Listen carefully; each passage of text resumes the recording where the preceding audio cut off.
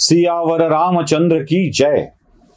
अयोध्या नगरी प्रचंड आनंदली आहे, कारण अयोध्येमध्ये माता कौसल्याच्या उदरातून भगवान रामचंद्रांचा जन्म झालाय। खरं तर रामचंद्रांचा जन्म मी आता म्हणतोय खरं, पण अजून नामकरण व्हायचं राहिलंय। माता कौसल्याच्या उदरातून प्रत्यक्ष भगवंतांनी जन्म घेतलाय आणि अख्खी अयोध्या इतकी आनंदली आहे की अयोध्येच्या आनंदाला पारावार उरलेला नाही। म्हणजे प्रत्येक जण एकमेकाला काय सांगतोय, महाराज दशरथांच्या घरी पुत्रप्राप्ती झाली आहे, काय दिव्य आहे, काय लोभस आहे। आणि अख्खी अयोध्या महाराज दशरथांच्या राजवाड्याच्या बाहेर त्या अलौकिक पुत्राचं दर्शन घेण्यासाठी आली आहे। आणि काय येणार नाही हो, प्रत्यक्ष भगवंत आलाय हो, अवतीर्ण झालाय माता कौसल्याच्या उदरातून। आणि जेव्हा देवाचं अस्तित्व येतं ना, अहो संध्याकाळी नुसता घरात सुगंध पसरला तर लोक म्हणतात दिवे लावले का देव आले वाटतं। म्हणजे असं उगाच एखादी झुळूक येऊन जावी, आपण सहज म्हणतो ना देव बहुतेक आलेले दिसत आहे। तिथे तर प्रत्यक्ष देवाचं अवतीर्ण होणं झालेलं होतं। मग अयोध्येची प्रभा काय असेल, अशी तेजपुंज झालेली, सुगंधानी नालेली, तिथे उष्ण उष्ण वाऱ्यांच्या झळया सुद्धा सुगंधी वाटू लागतील अशी अयोध्या पुलकित झालेली असतानाच आणि या आनंदामध्ये असतानाच आपण मागितला एक डोळा देव देतो दोन, इथे तर महाराज दशरथाला चार डोळे मिळणार आहेत। हे चालू असतानाच कैकेयीच्या उदरामध्ये प्रसव कळा सुरू झालेल्या आहेत। आणि या प्रसव काळांच्या नंतर कैकेयीने जन्म दिलाय अशाच एका तेजपुंज आणि गोड अपत्याला। आणि कैकेयीच्या अपत्याच्या खुशीमध्येच अयोध्या पुन्हा नालेली असताना, म्हणजे आता राणी कैकेयीने सुद्धा पुत्राला जन्म दिलाय। ज्येष्ठ पुत्र सुंदर आहे, कैकेयीचा पुत्र ही तेवढाच देखणा आहे। अशा अयोध्येत चर्चा सुरू असलेल्या 2च दिवसामध्ये पुन्हा माता सुमित्रेला प्रसव कळा सुरू झाल्यात। आणि या प्रसव कळांच्या मधून माता सुमित्रेने एका पाठोपाठ एक 2 बालकांना जन्म दिलाय। आता 2 सुमित्रेची, एक कैकेयीचा आणि एक कौसल्याचा, अशी 4 बालक अयोध्येच्या अंगणामध्ये खेळू लागलेली आहेत। काय सुख असेल ना ते। महाराज दशरथ प्रयत्न करत होते, अनेक दिवसापासून देवाची प्रार्थना करत होते की देवा मला पुत्र दे, पुत्र दे, पुत्र दे।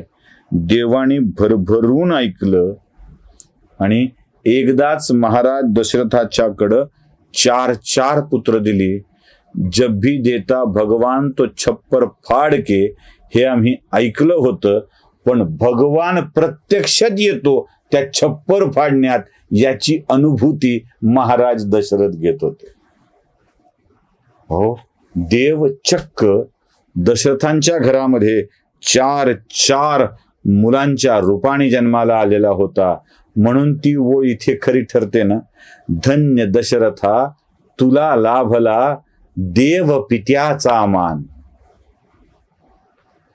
देवाचं बाप होणं असं कुणाला सहज शक्य नाही। लोक म्हणतात आम्ही तुमच्या देवाचे बाप, पण असं देवाचं बाप होणं शक्य नाही। अहो त्यासाठी दगड घडवायची नसतात, त्यासाठी अजून काहीतरी वेगळं करायचं असतं, ते पुण्य असतं। देवावर विश्वास ठेवावा लागतो। दगडातून मूर्त्या कोणीतरी घडवल्या म्हणून त्यांची बाजू घेणारा देवाचा बाप होत नसतो। देवावर तेवढी श्रद्धा, विश्वास, पूजा, आराधना, तपश्चर्या करावी लागते आणि मग देवाकडं लाडीक हट्ट करावा लागतो। मग देव पुत्र बनून पोटी जन्माला येतो आणि देवाचं बाप होता येतं। जगद्गुरु तुकोबारायांनी खूप छान सांगितलंय बघा। तुका म्हणे आम्ही केली जे लढीवाळी, पुरवावी अळी माय बापे। आणि माळी काय आहे, दृष्टी पुढे राही ऐसाची तू देवा, जो मी तुझं पाहे पांडुरंगा। पुढचं काय, लाचावले मन लागिलेसी गोडी, ते जीवेन सोडी ऐसे झाले। विश्वासच ठेवावा लागतो। त्याच्या रूपाची एवढी आस लागावी लागते ना, की मग त्या आसेपोटीच तो म्हणतो, खुदा बेखुद बंदे से पूछे बोल तेरी रजा क्या है. देवच येऊन विचारेल काय पाहिजे सांग, आणि सांग म्हटल्याबरोबर ते सांगितलंय तथा असतो. पुत्र पाहिजे ना, चल मीच येतो. दुसरा कशाला, मलाही बरीच काम आहे, तुझ्या पोटी येतो बाकीची कामं उरकून जातो. देवच सांगतो आणि देव तुमच्या पोटी जन्माला येतो. श्रद्धा असावी लागते. ती श्रद्धा दशरथाच्या मनामध्ये होती, म्हणून 4 पुत्राच्या रूपानं दशरथाच्या घरी देव जन्माला आलेले आहेत. आणि याचा आनंद सगळ्या अयोध्येमध्ये पसरलेली आहे. अयोध्या पुलकित आहे, आनंदी आनंद आहे. गायन, नर्तन, वादन, पुष्पवृष्टी, सडास, रांगोळ्या, रोज नागरिकांनी मिष्ठान्नांचं एकमेकालाच केलेलं वाटप, कारण राजपुत्र मिळालाय. आणि असे गोड ना, अहो मंदिरातली त्याची सावळी मूर्ती बघून डोळ्यात पाणी येतं. म्हणजे आजही मी अयोध्येत कितीतरी वेळेला गेलोय, त्या सावळ्या रामचंद्राकडे बघताना आजही डोळे डबडबून येतात. 3 वेळेला दर्शन घेतलंय, 3 वेळेला ती मूर्ती बघता आली नाही, एवढं पाणी डोळ्यात साठलं होतं. हजारो वर्षानंतर स्थापित झालेली गर्भगृहातली मूर्ती बघताना डोळ्यात पाणी येत आहे.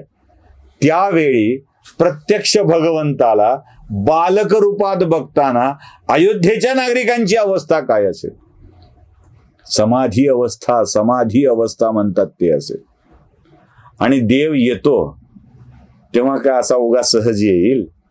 सगळ्या गुणांना घेऊन येईल की.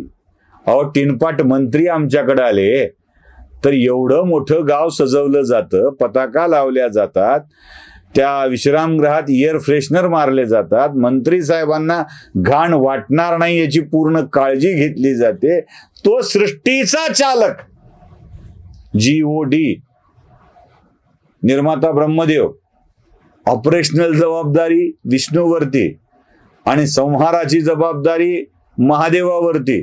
सृष्टीचा चालनकर्ता COO, चीफ ऑपरेशन ऑफिसर, तो येतोय. आणि तो आल्यावर काय व्यवस्था असेल ना. आहा, रस्ते सजलेत, सुगंधानी नालेत, आणि त्या रस्त्यावरती देवाच्या स्वागताची तयारी चालू आहे. अयोध्या नगरी अशी सजलेली आहे आणि दशरथांच्या 4 पुत्राचा आनंद त्यांच्या मनामध्ये आहे. आता दशरथाच्या समोरचा एकच विषय आहे, तो म्हणजे आपल्या 4 पुत्रांच्या सोबत दिवस घालविणे आणि त्या पुत्रांना सुसंस्कारित करून राज्यकारभार करण्यासाठीचा योग्यतेचा बनविणे. आता काय होत आहे, काय प्रभू रामचंद्राच्या बाललीला, ते बघूया पुढच्या भागामध्ये. सियावर रामचंद्र की जय.